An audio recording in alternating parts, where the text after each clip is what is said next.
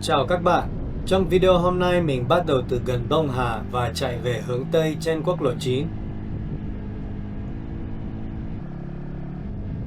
Các bạn xem.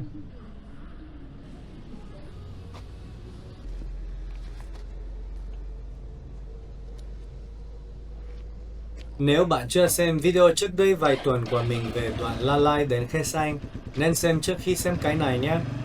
Video này là hành trình ngược lại, từ Đông Hà chạy vào, qua cầu Đắk Rông, rồi theo quốc lộ 14 xuống La Lai và ở lại phòng trọ ở quán cà phê Cây Sung, một nơi tuyệt vời giữa thiên nhiên. Cả hai đều nằm trong chuyến đi 5 ngày của mình trên những con đường lịch sử của tỉnh Quảng Trị.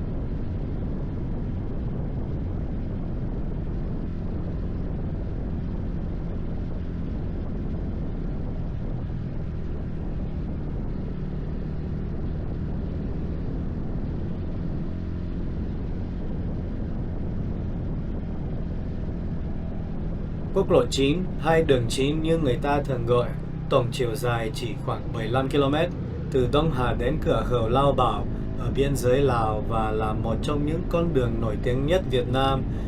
Nó rất đẹp, nhưng lý do nó nổi tiếng lại khác. Nó nổi tiếng vì lịch sử.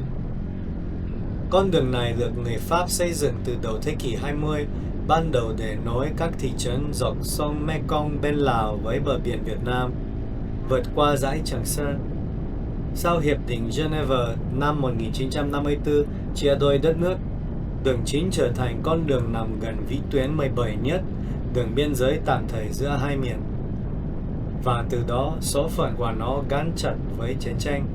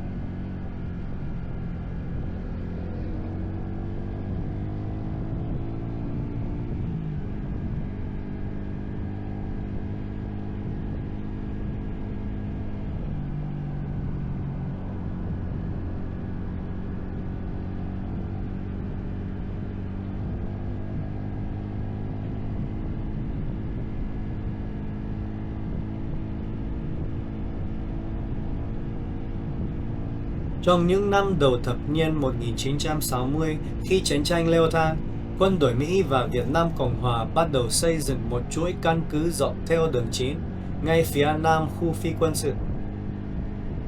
Nhưng cái tên đó bây giờ đã vào lịch sử. Đông Hà, Còn Tiên, Carroll, The Rockpile, Vandegrift, Khe Sanh, Lang Vây. Mục tiêu là ngăn chặn sự chi viện từ miền Bắc vào miền Nam.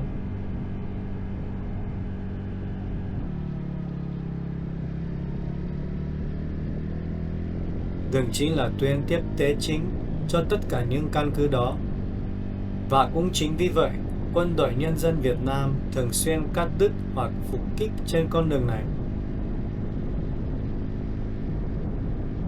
Nhưng trận đánh lớn nhất, nổi tiếng nhất gắn với đường 9 là chiến dịch đường 9 Khe Xanh mùa xuân hè năm 1968.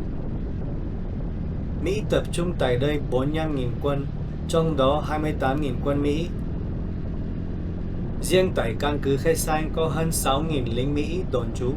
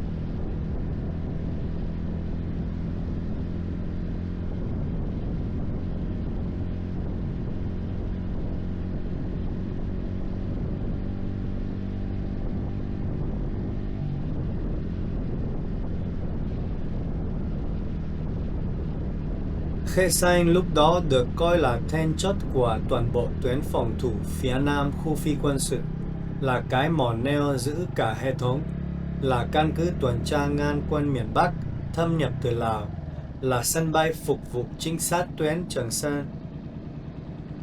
Tướng Westmoreland, tư lệnh quân Mỹ tại miền Nam nói thẳng, bỏ Khe Xanh là bỏ mất tất cả.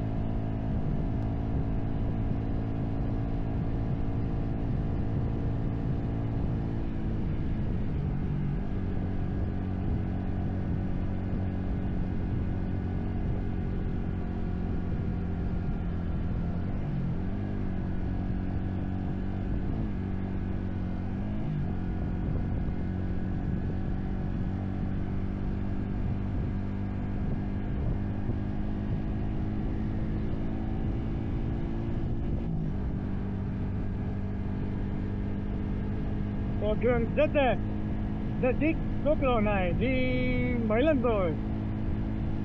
Không biết có phổ biến với người Việt Nam hay không. Nổi tiếng thì chắc chắn có, vì đấy là đường lịch sử mà. Thậm chí rất nổi tiếng trong chiến tranh chống Mỹ. có rất nhiều di tích lịch sử xung quanh đường này, mà hôm nay không có thời gian được đi tới một homestay rất đặc biệt và đẹp. Mình sẽ dừng lại ở đó uống cà phê, hoặc là đi tiếp đi ven xanh hôm trước chứ hôm kia, nhưng hôm nay lại quay về đường đó xuống, ngày mai xuống Hoành Mỹ Quảng Nam, thì nơi homestay này rất phù hợp để ở lại một đêm. Nó gần La Lai.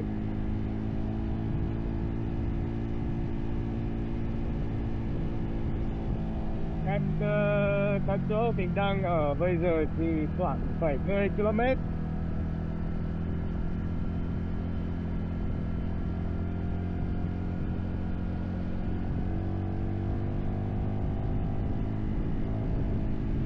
Nếu bạn đi quốc lộ 9 mà gần khoảng 5 giờ hơn, gần tới cây xanh, đi từ Đông Hải, bạn sẽ thấy cảnh hoàng hôn quá ấn tượng. Bên trái nó một dòng sông.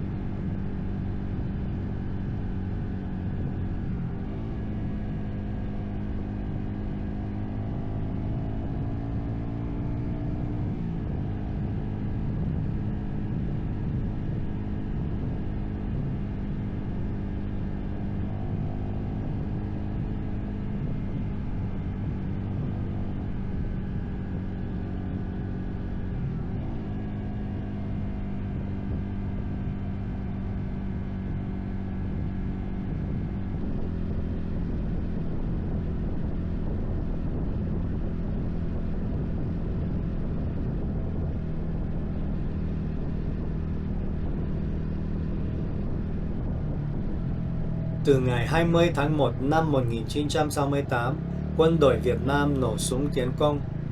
Trong vòng hơn 5 tháng, từ ngày 20 tháng 1 đến ngày 15 tháng 7 năm 1968, Mỹ huy động 24.000 lần chiếc máy bay chiến thuật, 2.700 lần chiếc B-52, dội xuống khu vực Khe Xanh 100.000 tấn bom. Pháo binh bắn thêm 150.000 quả đạn và vẫn không giữ được.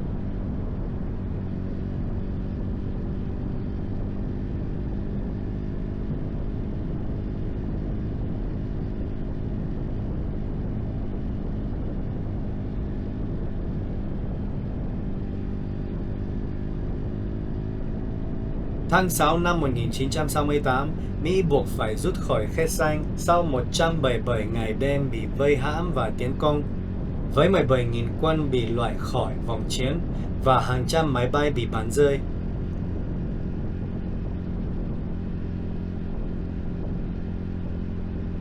Đài BBC bình luận ngày 30 tháng 6 năm 1968 rằng việc rút lui khỏi Khe Xanh không chỉ là bỏ một vị trí, mà là từ bỏ cả một ảo tưởng và một chính sách.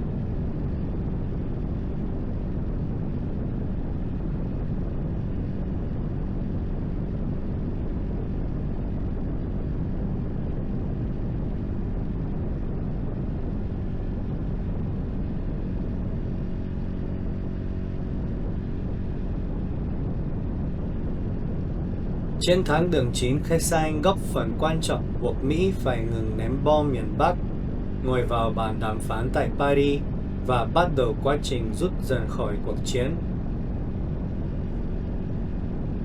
Bây giờ chạy trên đường 9 này rất khó hình dung ra những gì đã xảy ra ở đây.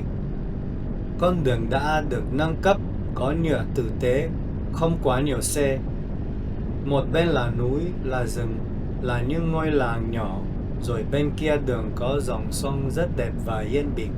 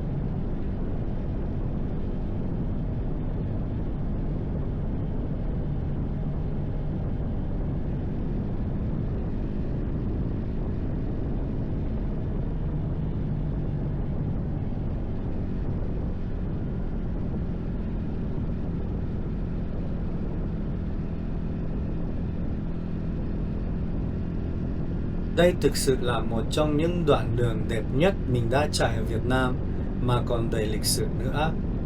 Mỗi khúc cua, mỗi con dốc đều có thể là nơi một trận đánh đã xảy ra. Mình không biết cụ thể ở đâu, nhưng mình biết rằng đất này đã thấm nhiều máu. Nếu bạn có dịp chạy đoạn từ Đông Hà vào cầu Đắk Rông vào khoảng 5 giờ chiều, hãy làm vậy. Nếu đi từ phía đông, tức từ Đông Hà về phía tây, về cầu Đắk Rông, Khe Xanh, thì sẽ có núi bên phải, sông bên trái, và nhìn về phía trước và phía trái một chút thấy hoàng hôn quá tuyệt.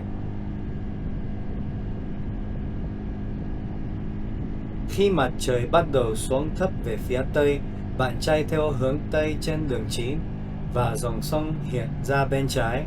Lúc đó ánh nắng chiều đổ xuống mặt nước, núi phía xa nhuốm màu vàng nhạt, cả thung lũng chìm trong một thứ ánh sáng mà bạn chỉ thấy vào giờ đó trong ngày.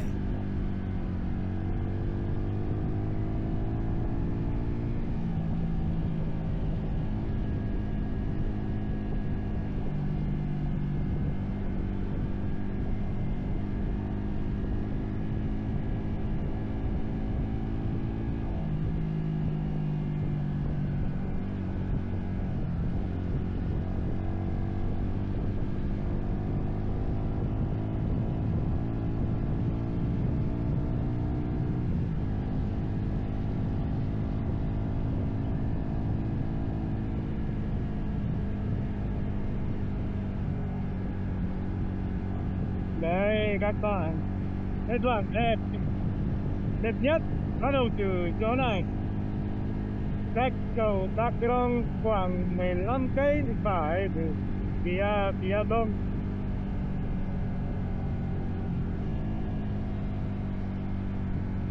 Quá đẹp. Nhìn thấy là ngày xưa quay bằng điện thoại, lắp điện thoại vào, gắn điện thoại vào ba lô, để đeo ba lô kia check tình hình.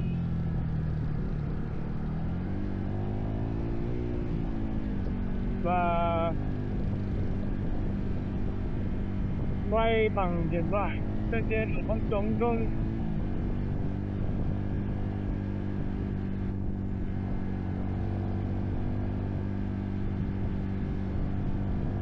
Bây giờ là đầu tiên quay lại quốc lộ này, cái đoạn này là quốc lộ 9.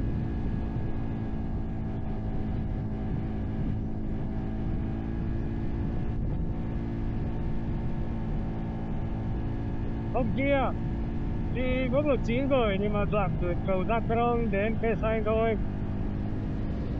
Như vậy đoạn này từ Đông Hà đến cầu Đắk Rông thì mới đi hôm nay.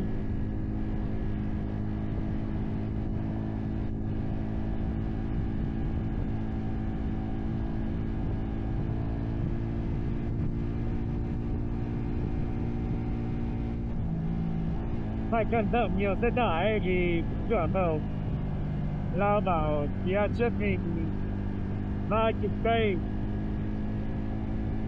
40 cây. Thì tất nhiên có nhiều xe tải, nhưng mà cái mặt đường nó tốt và thật sự là không khó đi.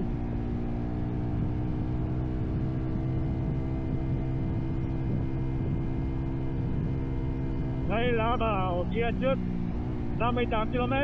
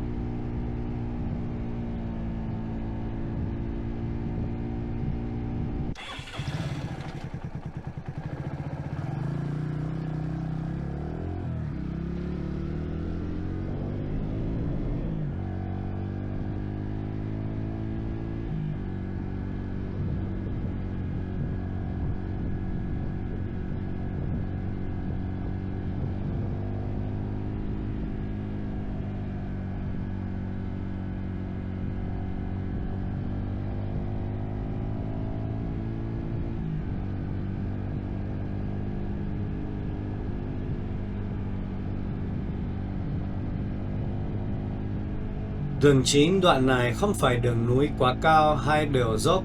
Nó chạy dọc theo thung lũng sông Đắk Rông, uốn theo địa hình, hai bên là rừng và núi.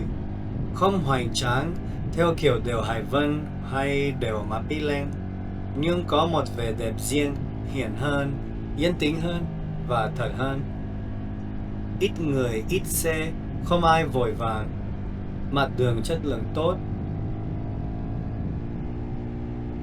Mình nghĩ đây là một trong những đoạn đường đẹp nhất để chạy xe lúc chiều ở miền Trung Việt Nam.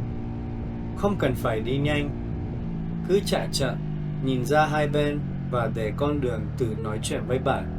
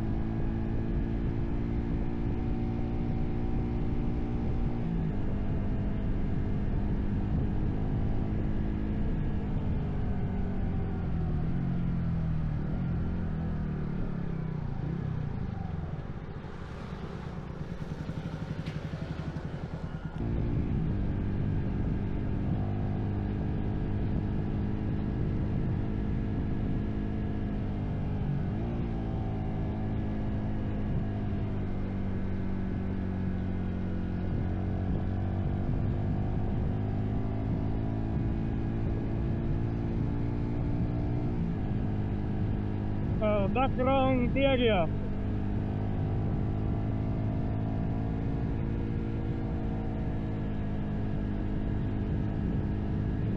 Đây rồi, cầu Đắk Rông, một trong những điểm mình muốn qua nhất trong chuyến này. Cầu Đắk Rông qua sông Đắk Rông nằm ở vùng núi phía tây tỉnh Quảng Trị. Đây là điểm giao nhau giữa quốc lộ 9 và quốc lộ 14, hay còn gọi là đường Hồ Chí Minh. Nhìn từ trên cầu xuống, dòng sông và thung lũng phía dưới rất đẹp. Một vùng đất nguyên sơ, xanh và yên tĩnh.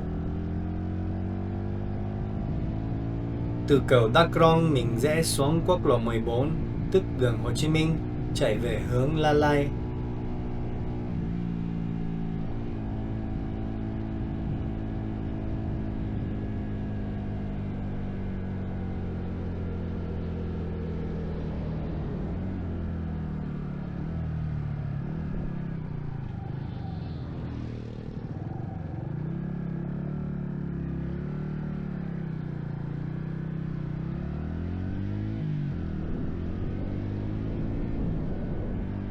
Mình thích cầu này lắm nên đợt này chạy một lần rồi quay lại chạy lần hai, rồi ngồi cùng bạn đi phượt cùng uống cà phê, xong rồi lại đi La Lai, thì phải qua cầu này lần ba rồi.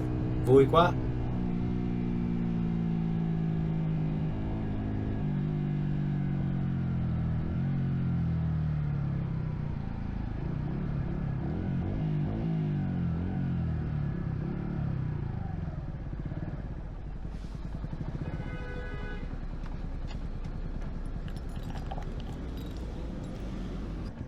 Da.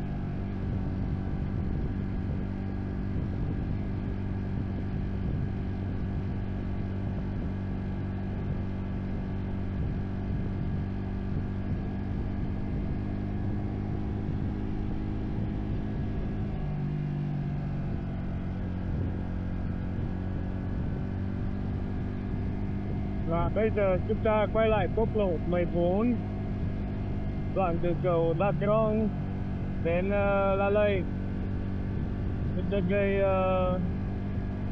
Cách đây 2 hôm đã đi từ phía Nam, từ La Lai lên đây, lên Đắk Rông và Khe Xanh. Bây giờ quay ngược lại xem cảnh khác không? Khác chứ. Hình như là đi một chiều này, đi ngược lại này, từ phía Nam lên phía Bắc. Xin lỗi, từ phía Nam, từ phía Bắc, từ cầu Đắk Rông xuống phía Nam La Lai thì cảnh đẹp hơn. Vậy vì sao? Bởi vì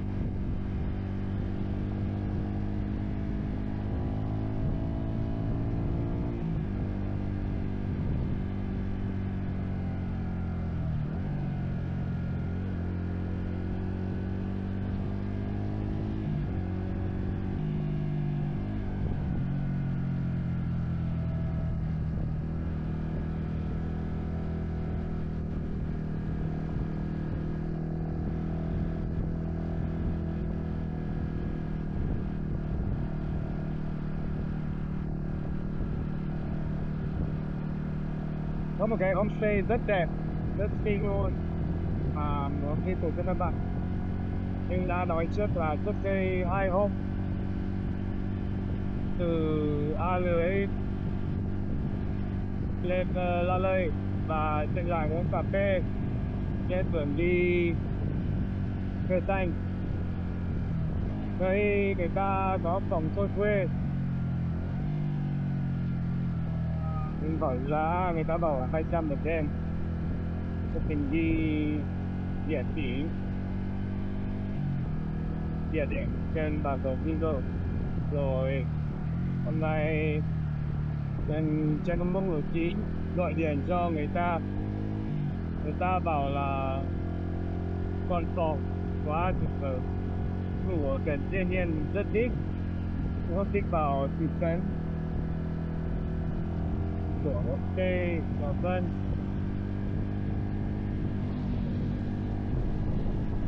Và người ta bảo là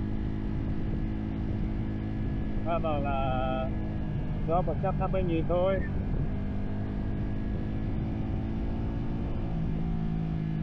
Không quá, nhưng vẫn gửi người ta 200 chứ, quá rẻ rồi.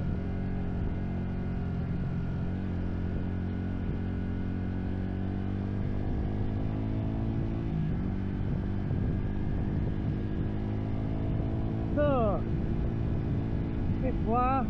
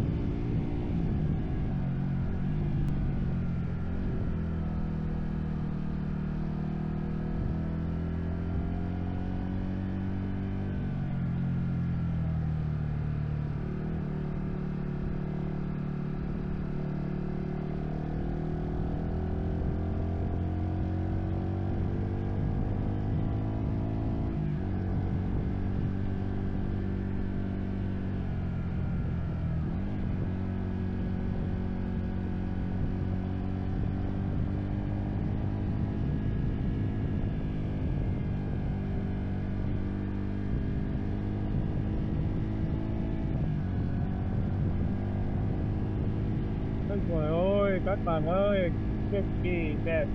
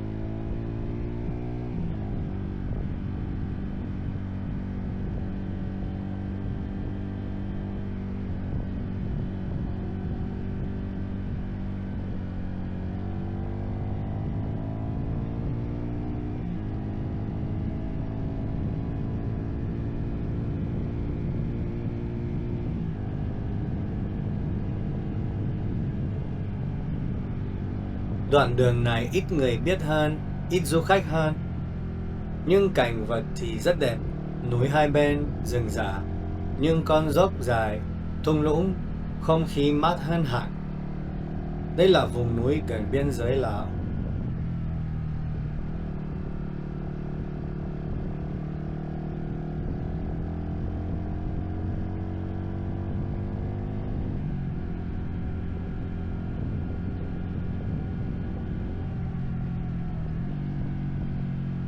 Quốc lộ 14 ở đoạn này cũng là một phần của hệ thống đường Hồ Chí Minh, tuyến đường Trường Sơn trong chiến tranh. Gần như toàn bộ vùng đất mình đang đi qua hôm nay, từ Đông Hà dọc đường chính qua Đắk Rông xuống La Lai đều nằm trong mạng lưới đường Trường Sơn huyền thoại đó.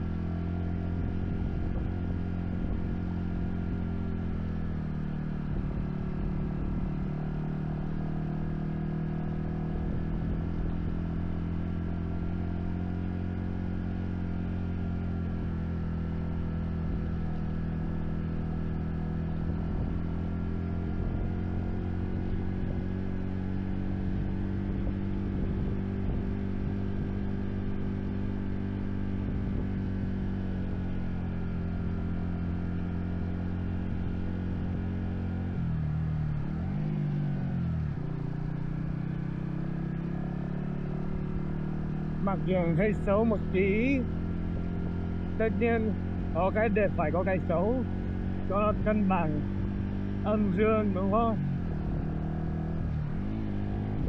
Chứ chỉ có đẹp thì sau một thời gian chán lắm nhở. Có cái xấu để chúng ta so sánh và tôn trọng cái đẹp.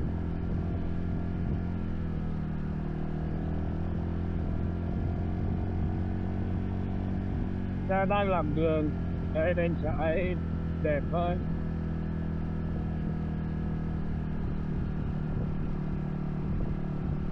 Không phải làm trong một ngày, đúng không?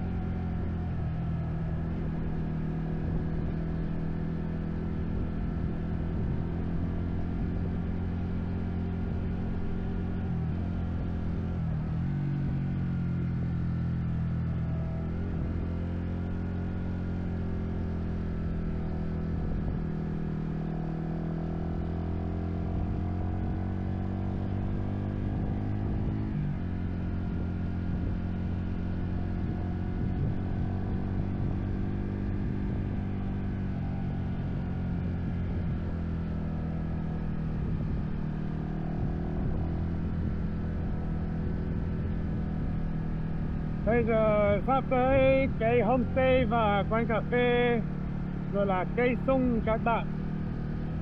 Trên cái cửa khẩu La Lây, La Lây, La Lây đúng không ạ? Cái sắp tối rồi, 5:30, 40 gì đó. Chúng ta đang ở cách khoảng 3 cây phải. Đó, đúng rồi, phải rồi.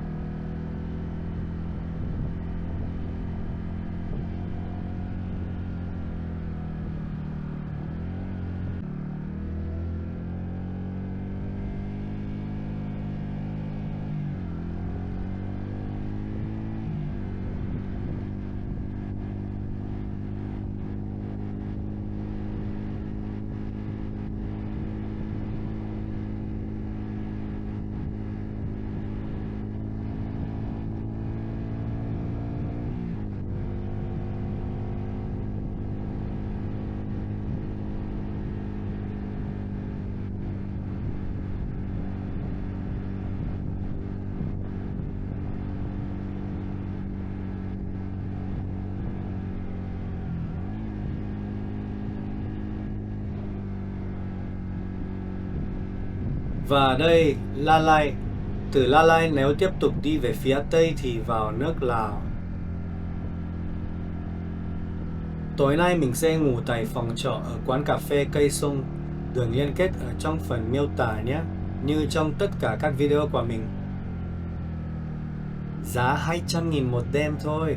Có cà phê, đồ uống, bia. Ăn thì đi 100 mét, ăn ở mấy quán phục vụ cho các tài xế xe tải đi từ Lào hoặc ngược lại. Điểm cuối của hành trình hôm nay, Cây Sung các bạn.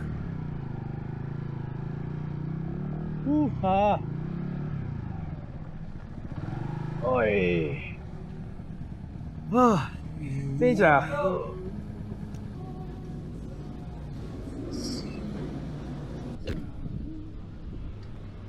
Đây cho các bạn xem. Đẹp chưa? Nếu bạn muốn tiếp tục theo mình trên các con đường lịch sử của tỉnh Quảng Trị, đừng quên đăng ký kênh và theo dõi mỗi thứ Bảy lúc 8 giờ tối. Tuần sau là đoạn La Lai Thành Mỹ nhé, cũng thuộc đường Hồ Chí Minh. Hẹn gặp lại trong video tiếp theo. Quê Việt Nam.